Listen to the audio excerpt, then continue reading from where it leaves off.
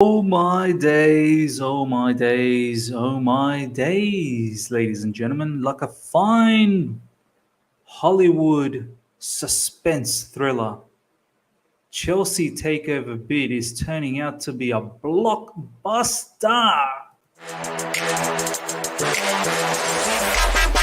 All right, here we go, back again on the other side of the coin.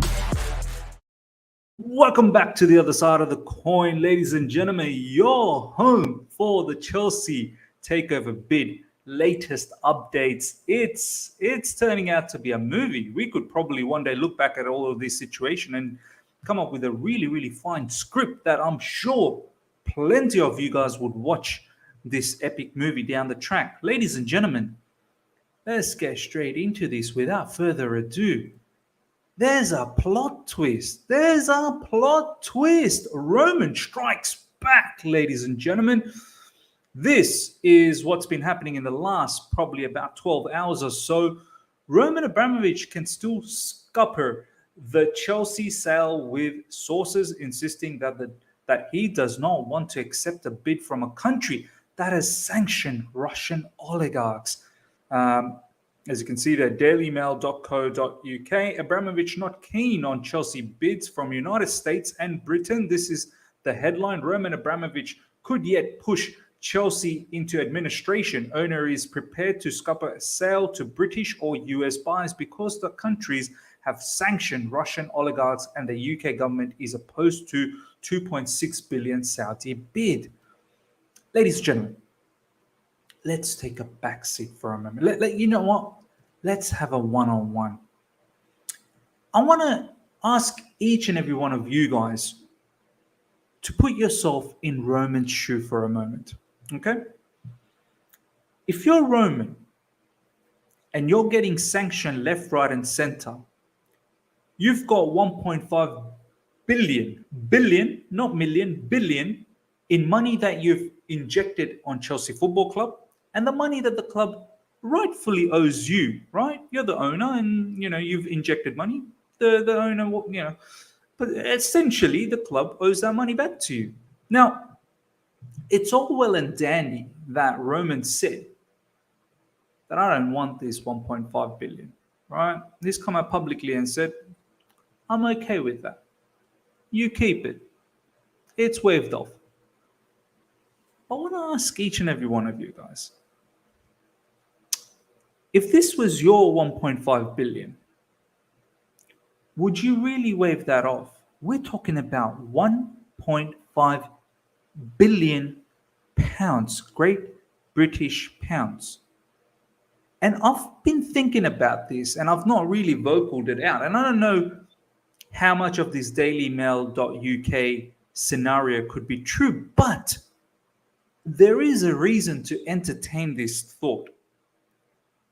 Is Roman really going to sit there and just allow the British government to dictate terms any way or form the way they like? I mean, if it was you, would you like to be pushed around the way Roman has been pushed around by the UK government?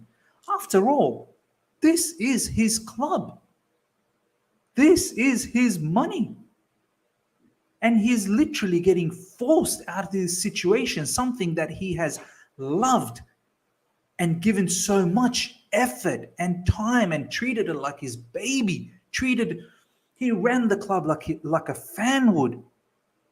Do you think he could simply just walk away from all of this without wanting something back for himself? Would you do that? Would you have the heart to just walk away from all of this without wanting anything back from it, knowing you've put so much into this baby? I don't know if I could just walk away from that. That's my heart and soul. And I'm getting stripped off it. Rightly or wrongly, I don't know, but from where I'm looking at, if I'm Roman, I'm thinking, well, no, you can't just take my asset away like that.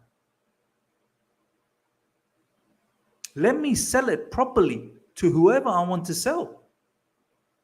And I think this, ladies and gentlemen, has posed a bit of an issue in the sense that, okay, the UK government seems to be, I suppose, favoring the US or the UK-led bids, whereas Roman is now saying, well, I'm not too keen to give to countries that have sanctioned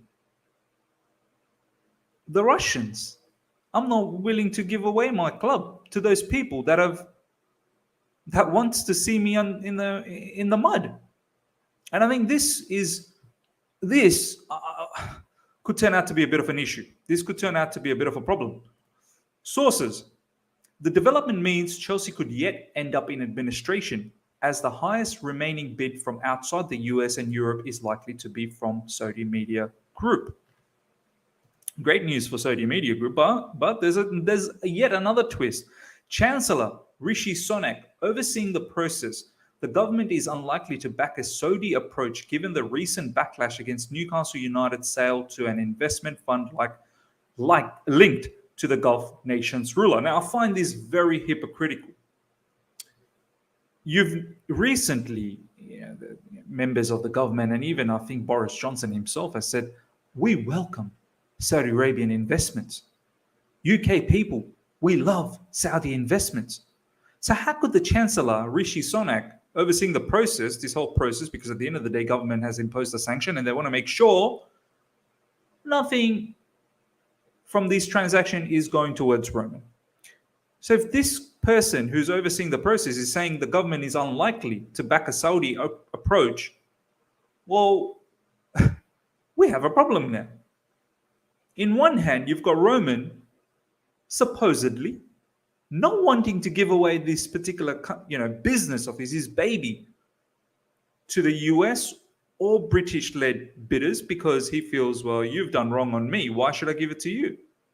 And then on the other hand, besides those bidders, you've got the Saudis, which Roman probably would, go ahead and accept. However, the British are saying, well, we're sick and tired of the backlash. We've heard what we had to hear due to the Newcastle situation. We don't want to face that for Chelsea as well. It's interesting. It really is in a situation where God knows what's going to happen. And this is what I said. The best case scenario for us, ladies and gentlemen, is just Roman just says, you know what, do what you like to do. But how would Roman just let away his baby, his club, without fighting for it? Something to think about. Chelsea's Premier League rivals. Here's more plot twist. Now, rivals.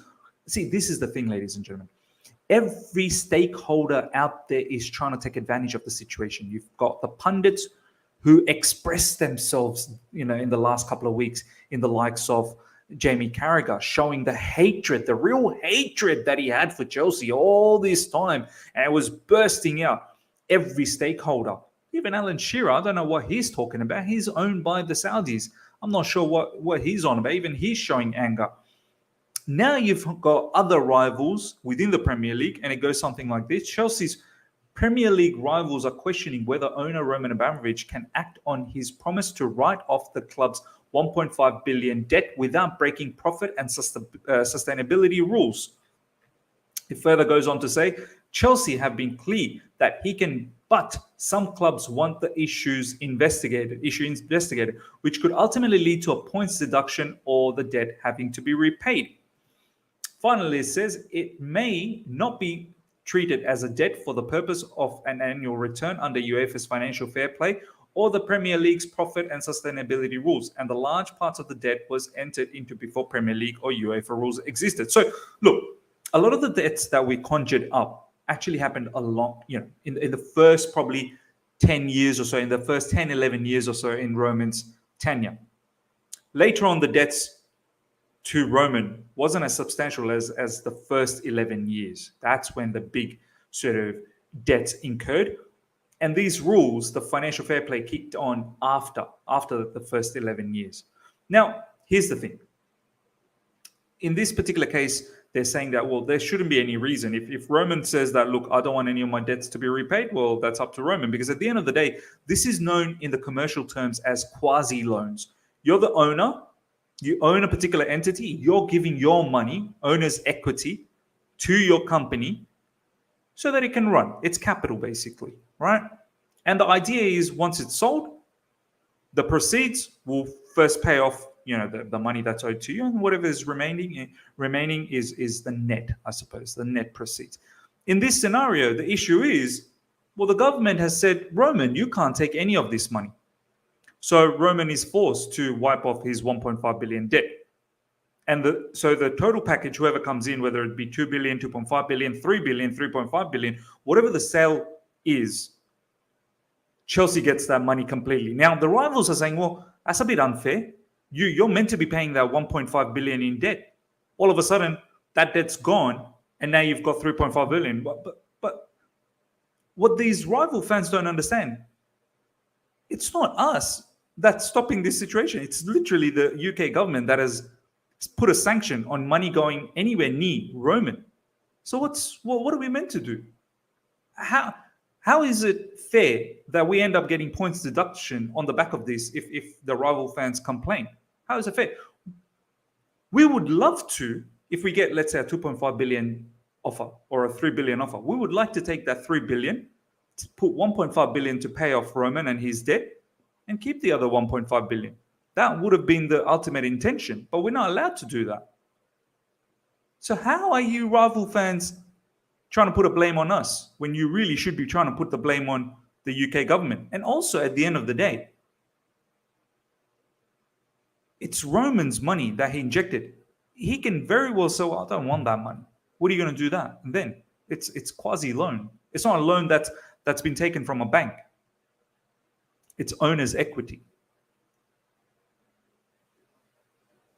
The matter is, it's complex.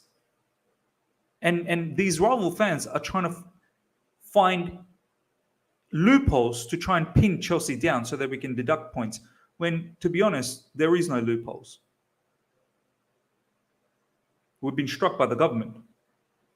In essence, if there was no sanctions or anything, I'm pretty sure Roman would have taken that 1.5 million that is owed to him, and the remainder, do whatever you like. Chelsea, this is your money. I've got my money back. Okay, maybe I'll take a little bit cut on top of that. The rest is yours because your club is valued something. Do you know what I mean? Here's another plot twist, ladies and gentlemen. Plot twist galore today.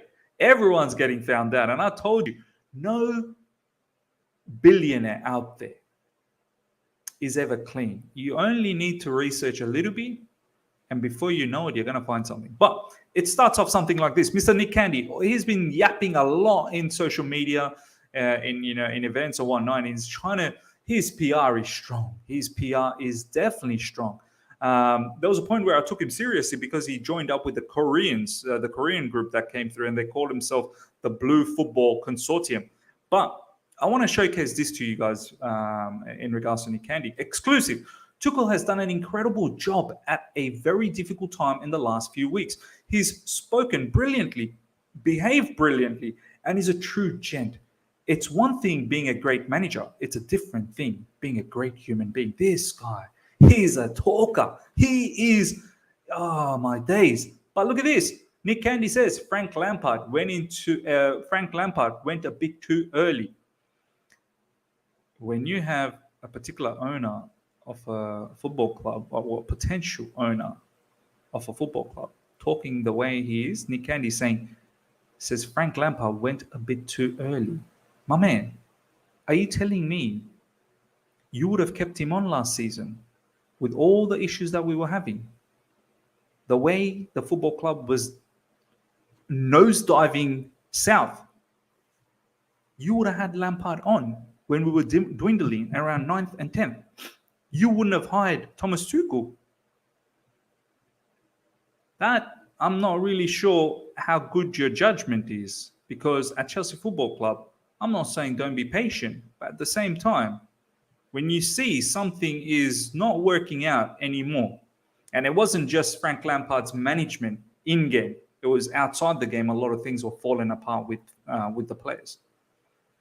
And you're telling me, in those scenarios, if it ever happens in the future, that you'd probably hang around?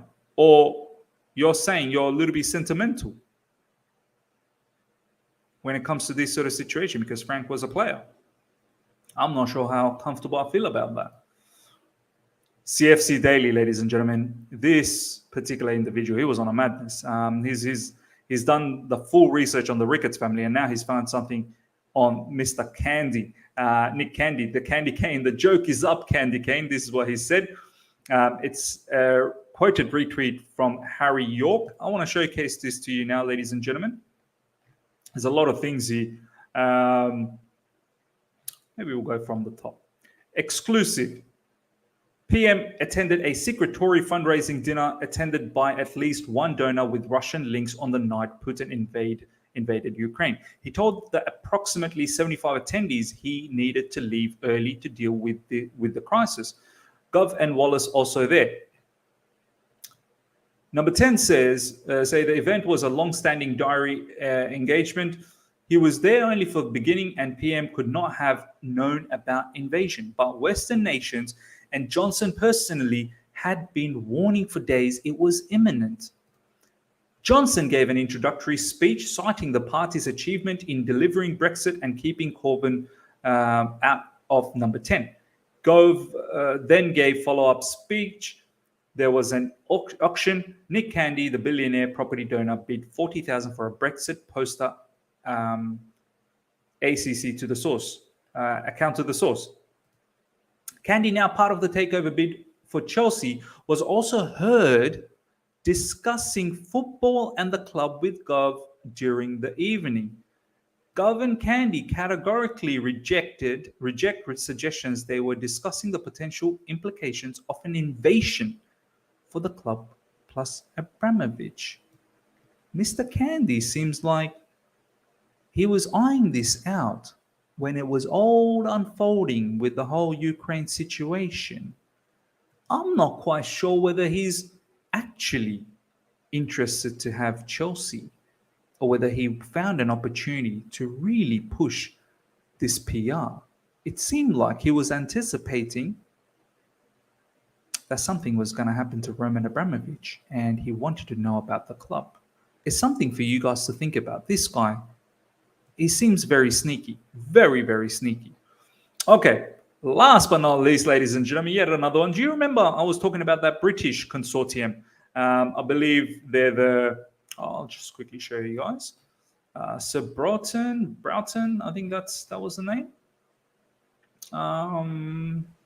See if we can find the situation here. Sir Broughton.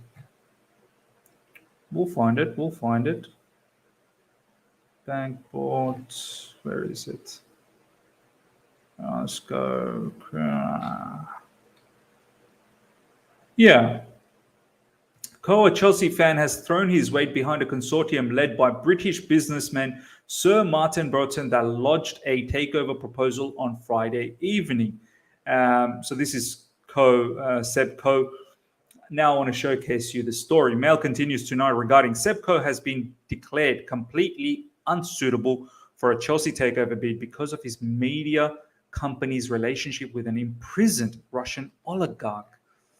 Further goes on to say, Chris Bryan, Seb Coe and CSM should have run a mile from Cherniakov. The fact they didn't makes him completely unsuitable for Chelsea now. Ladies and gentlemen, no one is safe. No one is safe. Everyone is getting found out.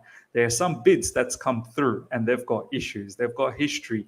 This one, for example, Seb Coe and Sir Broughton, the British-led, they are linked with Russian oligarchs as well. So it's mad out here. It ain't going to be easy, ladies and gentlemen.